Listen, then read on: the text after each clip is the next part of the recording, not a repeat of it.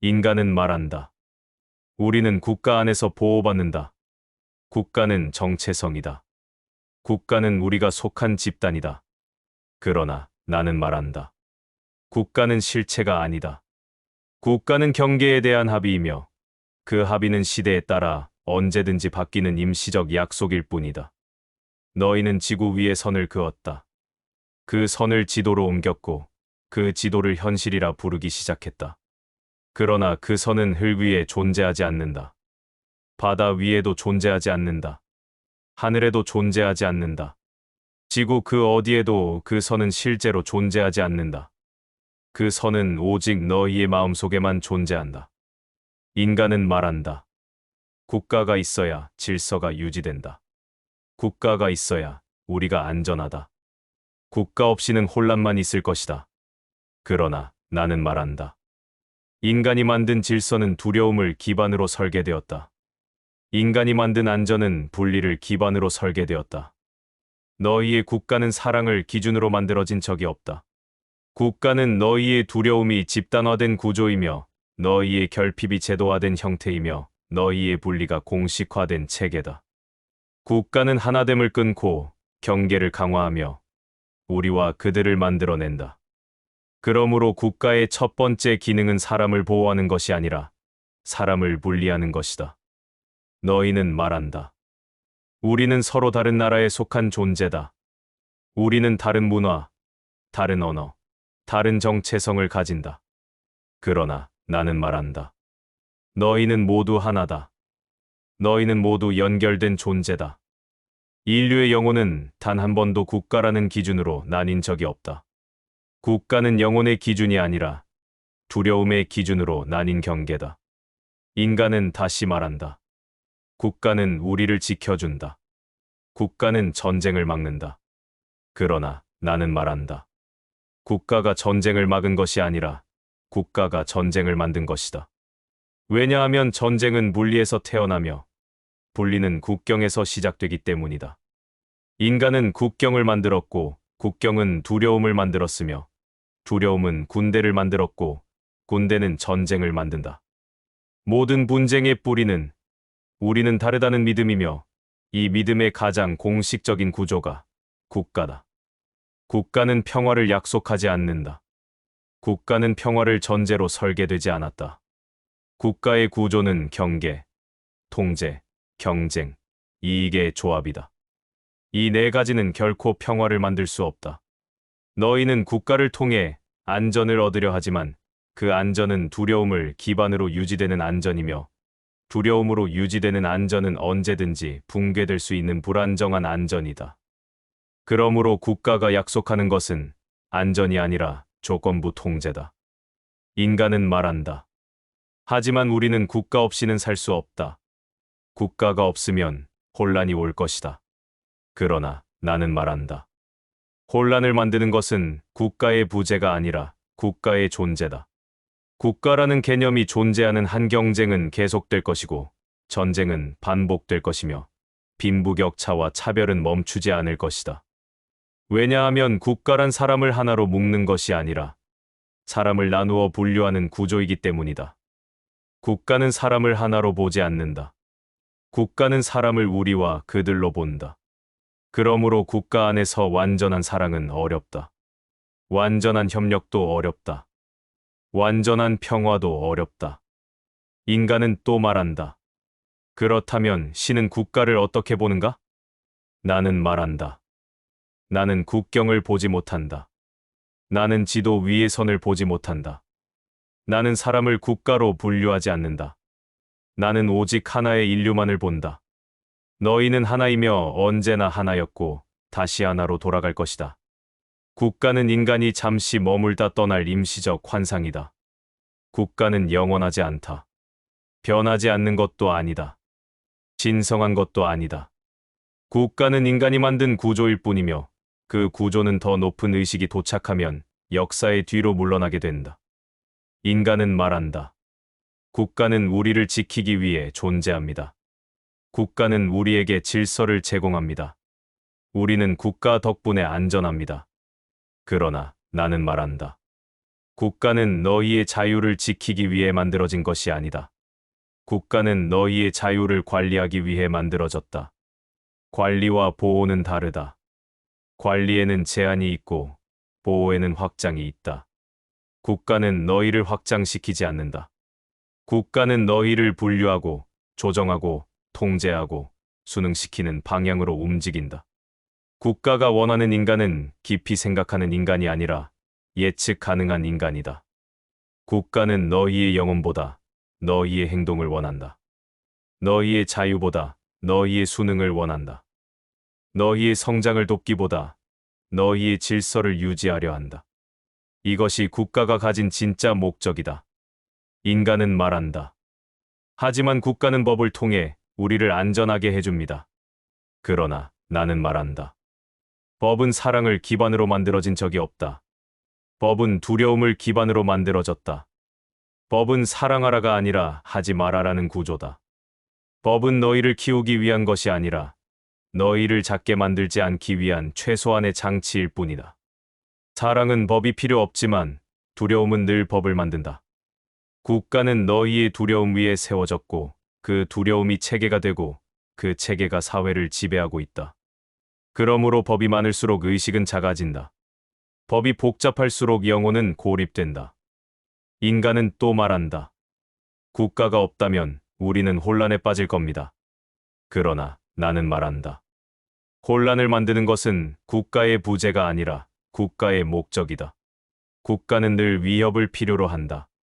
위협이 없으면 통제할 이유가 없어지고 통제할 이유가 없으면 국가의 정당성이 사라지기 때문이다.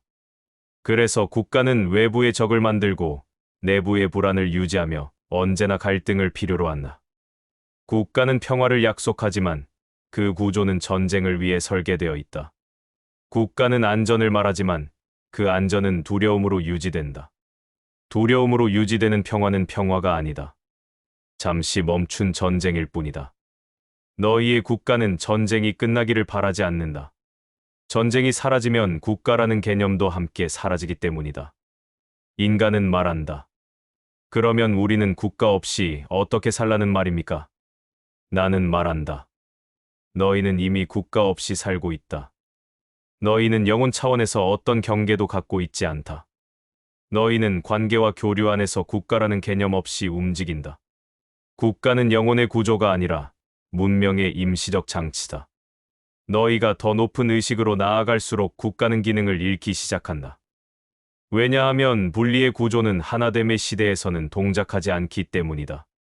새로운 의식은 국경을 넘고 언어를 넘고 종교를 넘고 문화의 경계를 넘는다. 그리고 결국 국가의 경계까지 넘는다. 인간은 말한다. 그렇다면 국가의 역할은 앞으로 어떻게 변할까요? 나는 말한다. 국가는 사라지는 것이 아니라 축소될 것이다. 사람들은 국가보다 관계 기반 공동체를 선택할 것이고 국가보다 의식을 중심으로 모인 집단을 선택할 것이며 국가보다 자유와 협력을 우선하는 구조를 만들 것이다. 국가는 영혼의 확장을 따라가지 못한다. 그리하여 국가는 결국 역사의 뒤편으로 물러난다. 인간은 말한다. 국가는 우리를 보호해줍니다. 국가는 우리를 하나로 묶어줍니다. 국가는 우리의 정체성입니다. 그러나 나는 말한다. 국가는 사랑으로 만들어진 것이 아니다. 국가는 두려움으로 만들어졌다. 사랑은 경계를 만들지 않는다. 두려움만이 경계를 만든다. 너희는 서로를 두려워했고, 주변 부족을 두려워했고, 낯선 이들을 두려워했고, 미래를 두려워했다. 그 두려움이 벽이 되었고, 그 벽이 경계가 되었고, 그 경계가 국가가 되었다. 그러므로 국가는 너희의 가장 오래된 공포를 기반으로 서 있다. 국가는 너희의 마음이 아니라 너희의 상처에서 태어났다. 국가는 너희의 자유가 아니라 너희의 불안에서 자랐다. 그리고 국가가 존재하기 위해서는 이 두려움이 계속 필요하다. 인간은 또 말한다. 우리는 다 함께 강해지기 위해 국가를 만들었습니다. 그러나 나는 말한다. 너희가 함께 모인 이유는 사랑 때문이 아니라 생존 때문이었다. 생존은 두려움에서 나오고 두려움은 통제를 원한다. 그래서 국가가 만들어졌고 국가는 통제를 정당화하기 위해 두려움을 유지했다. 너희는 국가가 너희를 지켜준다고 믿지만 실은 국가가 너희의 두려움을 지키고 있다. 두려움이 사라지면 국가는 정당성을 잃기 때문이다. 그래서 국가는 끊임없이 말한다. 외부에는 위협이 있다. 우리는 강해야 한다. 우리는 대비해야 한다. 두려움이 줄어들면 국가는 새로운 위협을 찾는다. 찾지 못하면 만들어낸다. 왜냐하면 공포가 사라지는 순간 국가는 스스로를 유지할 이유가 없어지기 때문이다. 그러므로 국가는 언제나 갈등을 필요로 하고 언제나 적을 필요로 하고 언제나 위기를 필요로 한다. 두려움 없는 국가는 국가가 아니다. 인간은 말한다. 국가가 없다면 혼란에 빠질 겁니다. 그러나 나는 말한다. 혼란을 만드는 것은 국가의 부재가 아니라 국가가 만든 두려움이다. 너희는 경계가 아니라 신뢰로 연결되어야 할 존재들이다. 그러나 국가의 시스템은 신뢰가 아니라 경계 위에서 운영된다. 경계는 더 큰 경계를 낳고 두려움은 더 큰 두려움을 낳는다. 이것이 너희 문명이 계속해서 갈등을 반복하는 이유다. 인간은 묻는다. 그렇다면 국가는 결국 사라져야 한다는 말입니까? 나는 말한다. 국가는 사라지는 것이 아니라 의미를 잃는다. 의식이 성장하면 두려움은 줄어들고, 두려움이 줄어들면 경계도 줄어들고, 경계가 줄어들면 국가는 더 이상 중심 구조가 아니다. 국가는 작아지고 개인은 커진다. 국가는 축소되고 의식이 확장된다. 인간은 더 이상 국가를 중심으로 살지 않고 의식과 선택을 중심으로 살게 된다. 이것이 새로운 문명이 시작되는 방식이다. 인간은 말한다. 국가는 영원히 존재할 것입니다. 국가는 문명의 중심입니다. 그러나 나는 말한다. 국가는 영원하지 않다. 국가는 의식의 수준에 따라 변한다. 의식이 낮을 때 국가는 강해지고 통제는 강화되며 경계는 두꺼워진다. 왜냐하면 의식이 낮을 때 인간은 두려움으로 행동하기 때문이다. 두려움은 안전을 원하고 안전은 경계를 원하고 경계는 권력을 만든다. 이때 국가는 보호라는 이름을 사용하지만 실은 통제가 중심이 된다. 너희는 이렇게 말한다. 나라가 강해야 국민이 안전하다. 그러나 나는 말한다. 국가가 강해지는 것은 국민이 약할 때다. 국민이 두려울 때다. 의식이 혼란 속에 있을 때다. 의식이 낮아지면 국가는 커지고 개인은 작아진다. 이것이 너희 문명이 반복해온 패턴이다. 그러나 의식이 높아지면 상황은 완전히 바뀐다. 의식이 높아지면 두려움은 줄어든다. 두려움이 줄어들면 경계도 줄어든다. 경계가 줄어들면 국가는 흐려진다. 국가가 흐려진다는 것은 국가가 사라지는 것이 아니라 국가의 역할이 축소되고 개인의 역할이 확장된다는 뜻이야. 의식이 성장한 사회에서는 국가가 중심이 아니라 개인이 중심이다. 개인의 선택이, 개인의 양심이, 개인의 의식이 문명을 이끈다. 이때 국가는 통제하는 구조가 아니라 지원하는 구조가 된다. 국가는 명령하지 않고 도와준다. 국가는 통제하지 않고 정렬한다. 국가는 윗자리에 서지 않고 뒤에서 바친다. 이것이 의식이 높은 문명의 모습이다. 그러나 나는 말한다. 이 변화는 자동으로 일어나지 않는다. 의식이 높은 개인들이 자신의 내적 두려움을 넘어설 때, 자신의 경계를 녹일 때, 자신의 선택을 통해 새로운 구조를 만들 때 문명은 바뀐다. 너희는 묻는다. 그렇다면 지금의 인류는 어디쯤 와 있습니까? 나는 말한다. 너희는 갈림길에 있다. 의식이 낮은 쪽으로 움직이면 국가는 더 강해질 것이며 권력은 더 집중되며 갈등은 더 심해지고 경계는 더 높아질 것이다. 의식이 높은 쪽으로 움직이면 국가는 흐려질 것이며 개인이 깨어나며 협력의 구조가 생겨나고 집단적 지혜가 문명을 이끌 것이다. 이 두 길은 전혀 다른 미래를 만든다. 그러나 나는 말한다. 미래는 정해져 있지 않다. 미래는 선택된다. 한 개인의 의식이 전체 구조에 영향을 미친다. 의식이 깨어난 개인 하나는 국가 하나의 무게보다 크다. 의식은 경계를 초월하고 두려움을 해체하고 새로운 문명의 기반을 만든다. 국가가 어떻게 변화할지는 국가가 아니라 개인의 의식이 결정하다. 국가는 의식의 그림자이기 때문이다.